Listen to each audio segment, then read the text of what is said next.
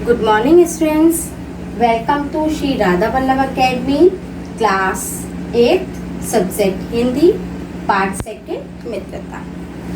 Part second जो अपना मित्रता है इसके लेखक हैं आचार्य रामचंद्र शुक्ल और इस पार्ट में जो लेखक हैं उन्होंने मित्रता के प्रत्येक पहलू पे बहुत ही सूक्ष्मता से और गंभीरता से विचार किया है और विचार करने के बाद वो इस निष्कर्ष पे पहुँचे हैं कि मित्रता जो है संगति पर आधारित होती है।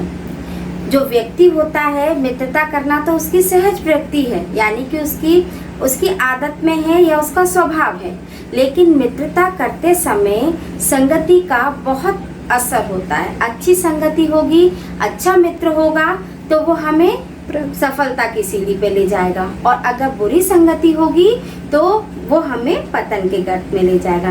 इसलिए मित्रता करते समय हमें संगति का विशेष ध्यान रखना चाहिए, क्योंकि मित्रता से हमारी सफलता और हमारे जीवन के आगे सफल होने का पूर्णतः से निर्भरता आधारित होती है। तो इस पाठ में मित्रता करते समय किन सावधानियों का ध्यान रखना चाहिए, कैसे मित्रता करनी चाहिए, मित्र के कर्तव्य, एक अच्छे मित्र के गुण, इन सब पहलुओं पे गहनता से विचार किया गया है। अब हम पाठ पढ़ते हैं। ओके, अब हम पाठ स्टार्ट करते हैं। तो इसमें जो लेखक हैं उन्होंने मित्रता के चुनाव में अत्यंत सावधानी रखने के लिए कहा है, क्योंकि मित्र के चुनाव में जीवन की सफलता निर्भर करती है। सबसे पहले उन्होंने मित्रता किस समय होती है ये तो मालूम, मैंने आपको स्टार्टिंग में बताया है कि ये मनुष्य की सहज प्रवृत्ति है और मित्रता की आवश्यकता सबसे ज़्यादा युवा पुरुष को जब वह घर से बाहर निकलता है और बाहरी संसार में अपनी स्थिति जमाता है तो उसे मित्र चुनने में कठिनता होती है। इसलिए मित्रों के चुनाव की उपयुक्तता पर उसने जीवन की निर्भर करती है। इसलिए लेखक ने कहा है कि मित्र के चुनाव करते समय संगति का बहुत ध्यान रखना चाहिए। अच्छी संगत और बुरी संगत दोनों का प्रभाव मनुष्य पर पड़ता है, क्योंकि जो युवावस्था होती है एक कच्ची मिट्टी की मूर्ति के समान होती है, जिसे जैसा रूप चाहें उस रूप में ढाल सकते हैं।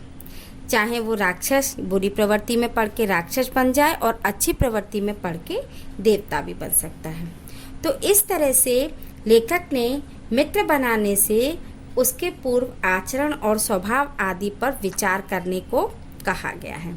वे उससे सब बातें अच्छी ही मान के, अपना पूरा विश्वास न मान के, हंसमुख चेहरा, बातचीत का ढंग, थोड़ी चतुराई और साहस, केवल ये 2-4 बातें देखकर ही हमें मित्र नहीं बना लेना चाहिए, जबकि हमें यह सोचना चाहिए कि मैत्री का उद्देश्य क्या है, क्या जीवन के व्यवहार में उसका कुछ मूल्य भी है। यह बात हमें उस समय नहीं लगता, लेकिन हमें यह बात सोचनी चाहिए, क्योंकि मित्रता एक ऐसा साधन है जिससे आत्म शिक्षा का कार्य सुगम होता है।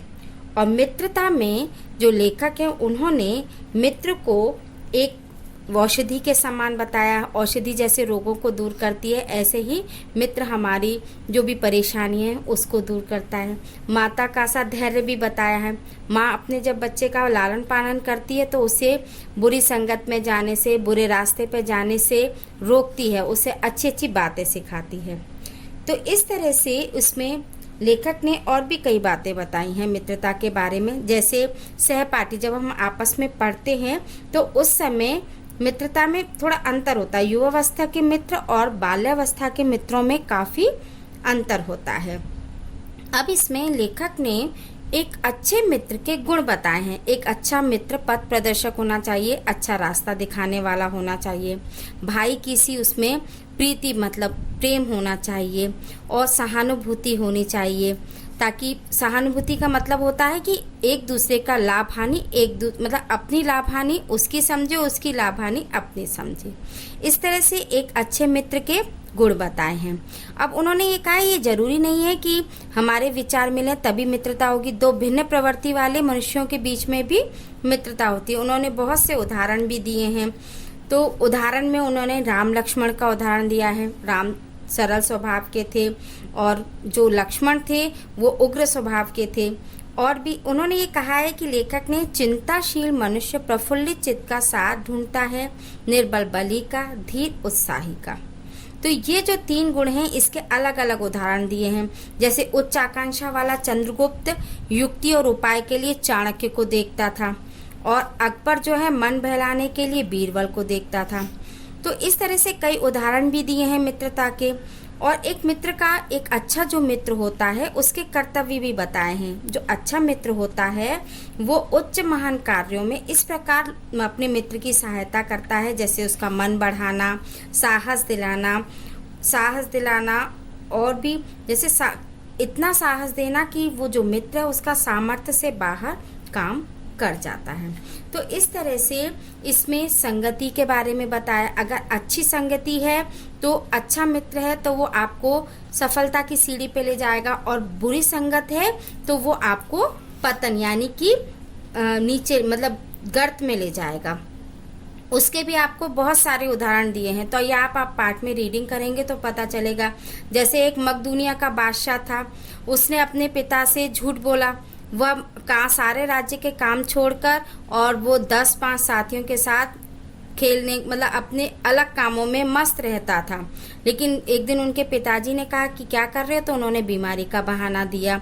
जब बीमारी के बहाने में वो बीमारी का सुन के उनके पिता उनसे मिलने आए, तो मिलते समय उन्होंने उसको घर से बाहर, कोठी से बाहर निकलते हुए देखा।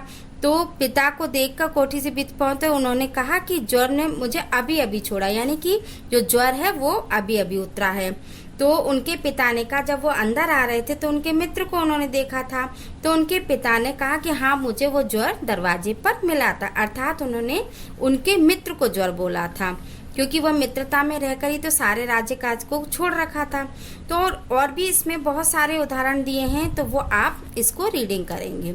अतः हम इसमें पाठ में जो लेखक लास्ट जो कहना चाहता है कि हमें मित्रता करते समय अत्यंत सावधानी रखनी चाहिए।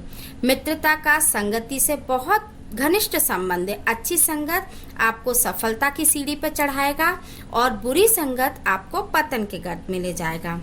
इसीलिए मित्र के चुनाव में हमेशा सावधानी बरतने की आवश्यकता होती है, क्योंकि मित्र के चुनाव से जीवन की सफलता निर्भर करती है। तो लेखक ने पूरी तरह से अपने इस पाठ में एक अच्छे मित्रता करने के लिए व्यक्ति को प्रोत्साहित किया है। Thank you.